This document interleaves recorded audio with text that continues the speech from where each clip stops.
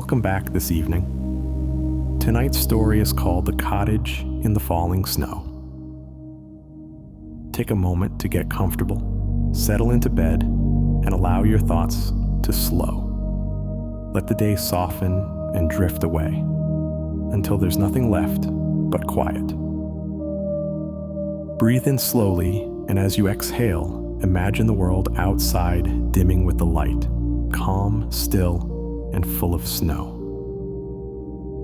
Now, close your eyes and follow me into the mountains, where an old cottage waits beneath the falling sky.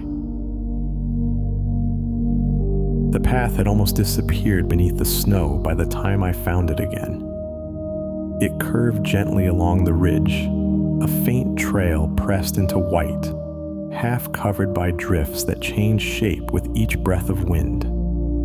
I walked slowly, one step sinking after another, the crunch of snow the only sound in the quiet evening air. The light was soft, that bluish tone that comes when the day can't quite decide if it's over. Everything felt suspended, as if the world was holding its breath for night to begin.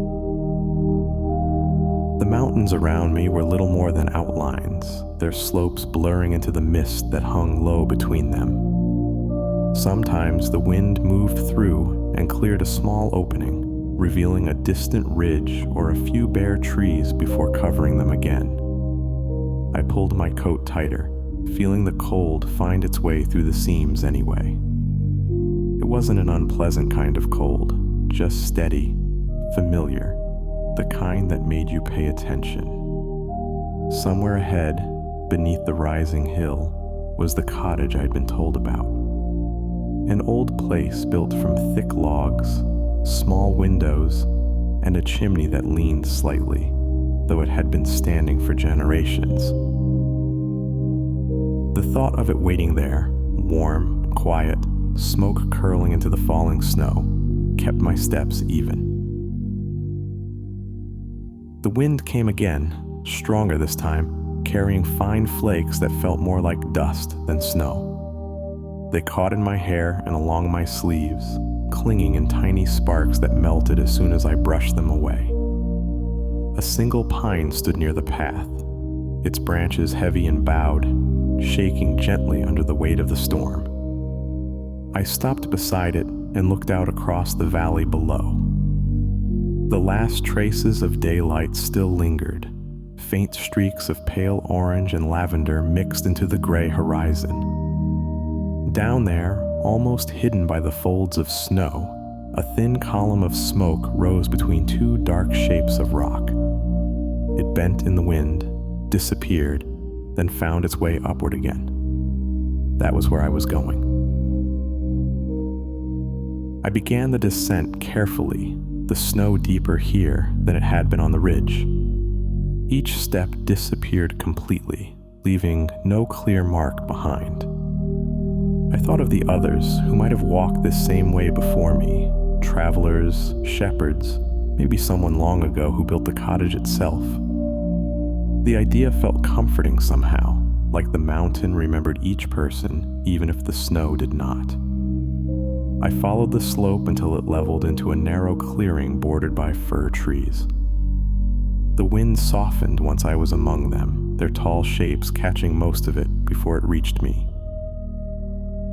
Somewhere ahead, I heard the faint pop of wood in a fire. It was faint, distant, but enough to quicken my steps. The cottage appeared just beyond the last bend, half buried under snow that drifted high against its walls.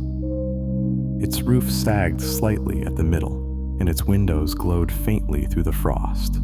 Not bright, but warm, like a candle seen from far away. Smoke twisted from the crooked chimney, spreading slowly into the darkening sky.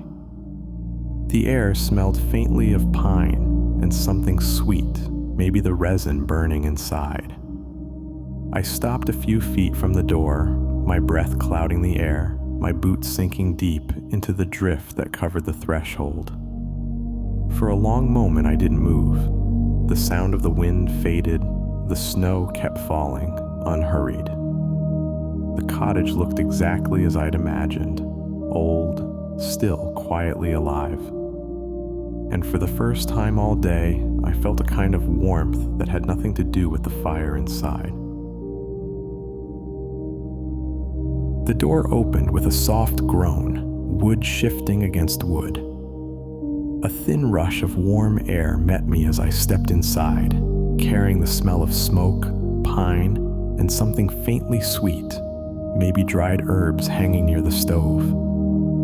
I closed the door behind me, and the sound of the wind outside fell away almost completely. Only the steady crackle of the fire remained, gentle and rhythmic, filling the room with its own quiet voice. The light inside was soft and uneven, flickering along the wooden walls. Every surface seemed to glow: the edge of the table, the worn handle of a chair, the brass latch on a small window rimed with frost. I took off my gloves and brushed the snow from my coat, letting the heat soak slowly through the chill in my fingers. The warmth wasn't immediate. It crept in the way sunlight finds its way through curtains at dawn.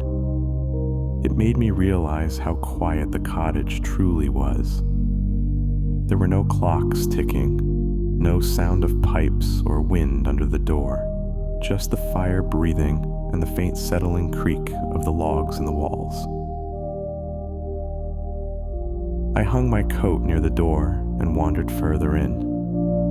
The floorboards gave slightly under my weight, soft and old, but sturdy enough to trust. A single chair sat near the hearth, its seat patched with woven reeds that had faded to pale gray. Next to it was a small table with a lantern, an open book, and a pair of round spectacles resting on top. They were coated in a fine layer of dust, as though whoever had used them last simply set them down and never returned. I reached out but didn't touch them. Some things feel like they're still waiting for their owner. I moved to the window and looked out. The glass was clouded with frost, and through it, I could see the faint blur of snow drifting past the lamplight outside. A kettle sat on the stove, blackened at the base, its handle wrapped in cloth to keep from burning fingers. I lifted it gently, empty, but still faintly warm. Beside it, a small bundle of dried leaves hung from a hook, filling the air with the faint scent of mint and smoke. I smiled, though I wasn't sure why. Maybe because it felt as if someone had prepared the place just for this moment, not expecting me, but not surprised by my arrival either. I found a tin cup on the shelf and set it on the table, though there was nothing yet to pour into it. It just seemed right for it to be there, waiting. I sat in the old chair, facing the fire. Its warmth reached my face in slow, pulsing waves. Every so often, a log cracked sharply, sending a tiny burst of sparks upward that faded before they touched the ceiling. I watched them until they were gone, then leaned back and closed my eyes. The heat, the smell of pine smoke, and the faint creaking of the cottage all blended together until it felt as though the mountain itself was breathing with me. Outside, the wind brushed gently against the walls, a soft sigh more than a sound. Somewhere in that rhythm, I realized how tired I was. Not the kind of tired that comes from walking, the deeper kind that comes from carrying too much silence for too long. I let my thoughts drift, not chasing any of them too far, just letting them fall and settle like snowflakes on the windowsill. Each one disappeared the moment I looked at it too closely, leaving only warmth and the slow pulse of the firelight on the walls. It felt like the cottage understood that it wasn't built just to keep out the cold, but to give rest to whatever found its way here. For now, that was enough. I stayed there, listening to the sound of the logs shifting, the snow brushing softly at the windows, and the world outside growing dim. The room behind the main one was darker, its light coming mostly from what spilled through the doorway. The fire's glow stretched across the floor in soft shapes, brushing against a narrow hallway lined with shelves. The air back here felt cooler, touched by the faint scent of earth and cedar. I took a small lantern from the table near the wall and gave the wick a careful turn. The flame wavered, then held steady, spreading a pale amber glow that moved with each breath I took. The shelves were crowded with things: glass jars, tin boxes, a few old books with pages curled at the edges. One jar held dried berries, another some kind of pale powder that might have once been sugar. The labels had faded so much they were only ghosts of handwriting now. I touched one carefully and left a small mark in the dust. It felt like I was borrowing time that didn't belong to me, and I tried to move quietly, as though someone might still be asleep nearby. A wooden door at the end of the hallway hung slightly open. I pushed it gently and stepped inside. The room was smaller than I expected, more a workshop than a bedroom. A workbench stood under a window glazed with ice, and scattered across it were small tools, bits of wood, and what looked like the start of a carving. It was a bird, or maybe a fox, the shape not yet certain, halfway between life and idea. Beside it lay a knife, its handle worn smooth, its blade catching a faint shimmer from the lantern light. Someone had paused here long ago, mid-thought, and never returned to finish what they'd begun. I ran my finger along the edge of the carving and felt the tiny ridges of each cut, careful, practiced, patient. It made me wonder how many nights this cottage had seen, how many winters it had kept safe behind its walls.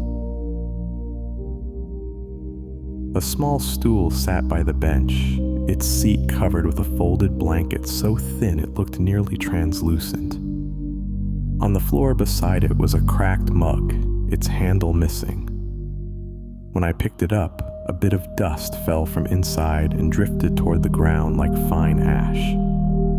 I set it back down and looked toward the far corner of the room. There, tucked behind a chest, was a stack of yellowed paper tied together with twine. I pulled it out carefully and set it on the bench. It wasn't a book or journal exactly, more like notes or letters never sent. The top page was blank, the second covered in faint pencil lines that had faded almost completely. I could make out only a few words. The snow never ends, but the silence stays kind. I read the line again, slower this time. It didn't feel lonely, not really. More like acceptance. The kind of thing you write when you stop wishing for spring and learn to love the hush of winter instead. I folded the page and placed it back with the others, then tied the twine again so it looked untouched. Outside the window, the wind shifted, sending a soft flutter of snow against the glass. It made a whispering sound, like the snow was speaking to itself. I stayed there for a while, watching it fall through the light of the lantern until everything outside became a blur of white and gray. The fire in the other room popped once, faint but steady, reminding me I wasn't completely alone. When I finally stepped back into the main room, the warmth met me again, gentle, patient, familiar. The fire had burned lower, its glow deeper and slower now. I added one more log and watched it catch, the flames curling upward like they were waking from sleep. As the light filled the room again, I felt that same quiet presence the cottage had held since I arrived. as if it had been waiting all along for someone to keep it company through another winter night. Night came quickly, though I hadn't noticed it arriving. One moment the window was dim with twilight, and the next it was black, the reflection of the fire the only thing left to see. The snow outside must have been falling heavier now. I could hear it brushing softly against the walls, steady and patient. It was the kind of sound that filled all the empty spaces between thoughts. I pulled the chair closer to the hearth and let the warmth wrap around me again. The flames moved in slow rhythm, bending and straightening like they were breathing. Their light painted the room in gold and shadow, making everything flicker as if it were alive for just a moment at a time. I could see the edges of the old tools glinting faintly, the carved figure on the table catching light across its unfinished surface. From this angle, the shape seemed more certain. Maybe it was meant to be a bird after all. Something that might have flown from the hands that carved it if given just a little more time. The firewood beside the hearth was stacked neatly, though it looked as though it hadn't been touched in a long while. I wondered who had last sat in this chair, staring into the same flames, listening to the same wind brushing past the same walls. It was strange how easily the thought of time could fold here, how what was and what is seemed to share the same space, neither pushing the other away. I closed my eyes for a while and listened to the sounds of the cottage breathing with the storm. The fire popped softly, the beams creaked under the snow's weight, and outside, a branch tapped the roof in a slow, wandering rhythm. It didn't sound like it wanted to stop. When I opened my eyes again, the room seemed slightly different. The firelight felt softer somehow, more golden, as if the air itself had thickened with warmth. I could almost imagine someone sitting across from me, not in a way that frightened me, just the quiet sense that company might not always mean a voice or a face. Sometimes it's just a feeling that fills the room and sits beside you without asking for anything. I spoke a few words aloud, though I didn't remember what they were after I said them. They sounded right for the moment, and that was enough. The storm pressed harder now, though it still moved softly, more like a sigh than a struggle. Through the window, I could just make out the faint shimmer of snow swirling in circles, catching light from the chimney's glow as it passed by. It looked almost like the flakes weren't falling at all, just hovering, waiting for something I couldn't see. I found myself watching their movement the way you might watch waves, not to find meaning, just to rest your mind in repetition. The sound of the wind shifted slightly, a hollow tone curling through the chimney like a long, drawn breath. It made the fire lean and twist, and I watched the shadows on the walls stretch tall, like they were climbing toward the ceiling. When they settled again, everything felt calmer, as if the cottage had decided to keep the night steady and unbroken.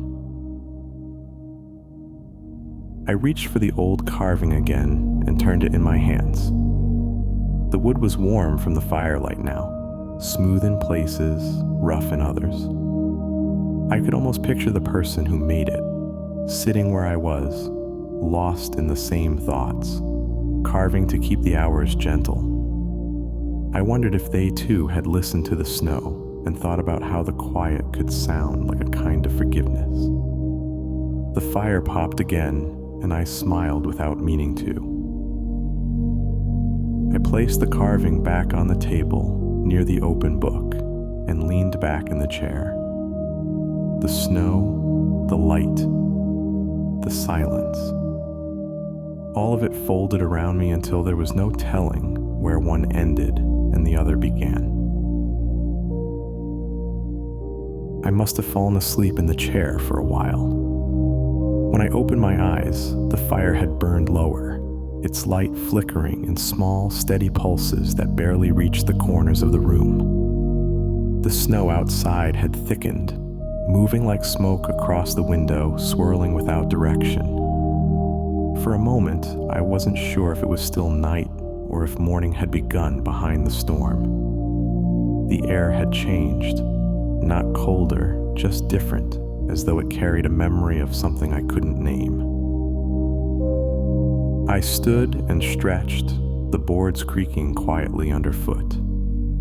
The chair left a faint impression in the rug, a small hollow that looked almost like someone else had been sitting there beside me. I smiled at the thought, even though I knew it was just a trick of the light. Still, I found myself listening for a second cup being lifted or footsteps crossing the floor. Only the wind answered, its voice softer now, as if it too had grown tired.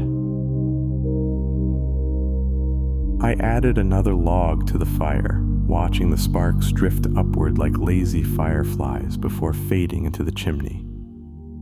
The flames grew stronger again, pushing the shadows back toward the walls.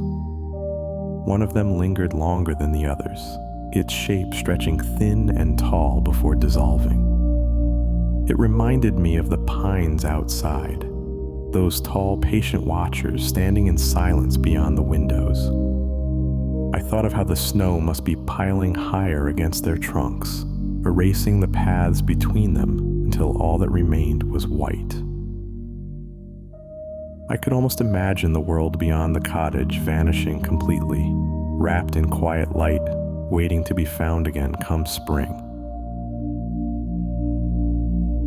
A faint humming sound drifted through the room then, so soft it could have been imagined. It came from somewhere above, from the rafters maybe, or from the wind weaving through old gaps in the roof. The pitch shifted slightly as if carried by distance, not a song exactly, but the memory of one. I stood still and let it wash over me, the rhythm slow and looping, like something played far away on a broken instrument. It didn't frighten me. It felt familiar in a way I couldn't explain. Maybe the house was just remembering its own noises, repeating them for company. I whispered a few words back to it, though I didn't know what they meant. The sound faded, and the quiet returned like an old friend taking their seat again. I walked to the window and drew a small circle in the frost with my finger. Through it, I could see almost nothing, just a blur of white, the faint shape of the pine, and the dim glow of the chimney smoke as it caught the firelight below. The snow was falling slower now, thick and heavy, each flake large enough to see for a moment before it vanished into the drift. I leaned closer and breathed against the glass, fogging it until the world disappeared again. It struck me then how easy it was to erase things, not out of loss, but simply because they were too gentle to stay.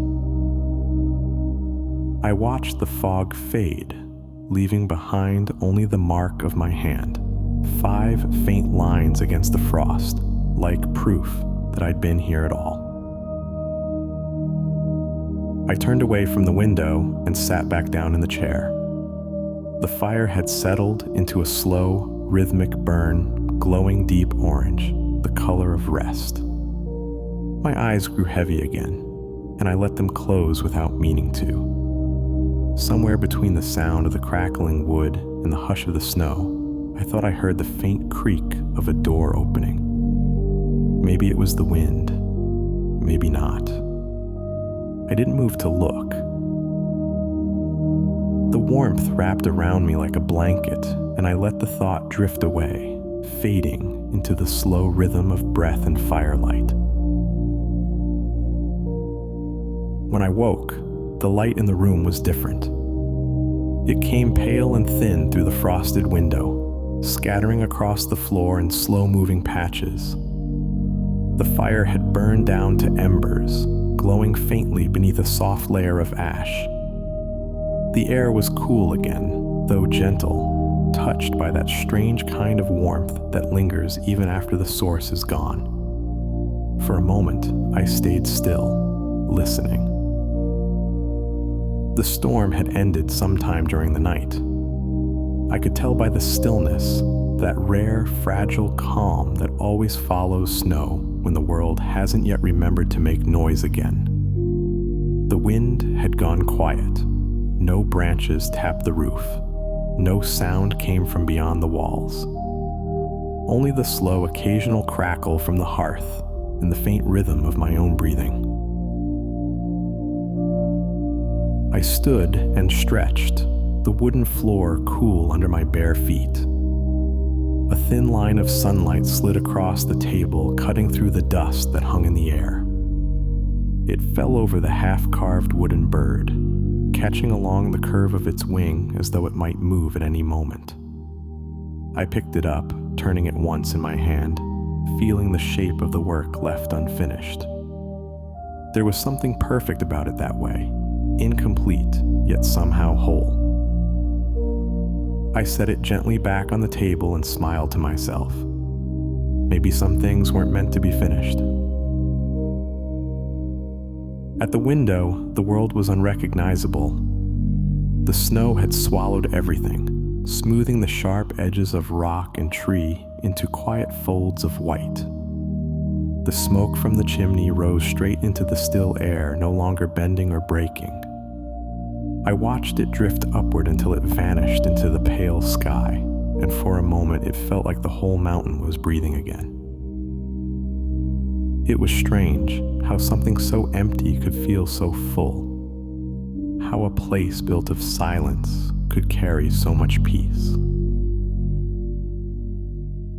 I found my coat by the door, the fabric stiff with cold, and pulled it on slowly. The handle felt smooth beneath my fingers, the same as it had the night before. When I stepped outside, the air touched my face like a held breath released. The snow gave under my boots with a low sigh, and my footprints trailed behind me, the first marks on an untouched world. Above me, the trees glittered, heavy with frost, and somewhere far off, I heard the faint trickle of water, thawing in the morning light. I turned back once to look at the cottage, smoke curling softly from its crooked chimney. It looked smaller now, distant, almost dreamlike. I wondered if I'd ever find it again, or if it would simply fade into the mountain's memory once more. As I walked away, the light shifted, catching the snow in tiny bursts of color. Each flake sparkled and vanished before I could focus on it, as if the world itself was quietly reminding me to let go. I took a deep breath, filling my lungs with air so clean it felt new. There was no need to hurry, no need to know where the path would lead next. For now, it was enough to walk. And somewhere behind me, hidden beneath the snow, the cottage kept its silence, patient, enduring, waiting for another traveler someday to find it again. So here's where the story ends. As you lie asleep, carried gently by thoughts and dreams, let the world fade to quiet. The storm has passed, the snow has settled, and the cottage grows still once more. Somewhere beyond the mountains, dawn has already begun, soft and unhurried. Let yourself drift with it, without needing to go anywhere at all. The warmth you found tonight will remain long after the fire has dimmed. Rest easy now, and let the quiet carry you farther than words can reach. Sleep well, until next time.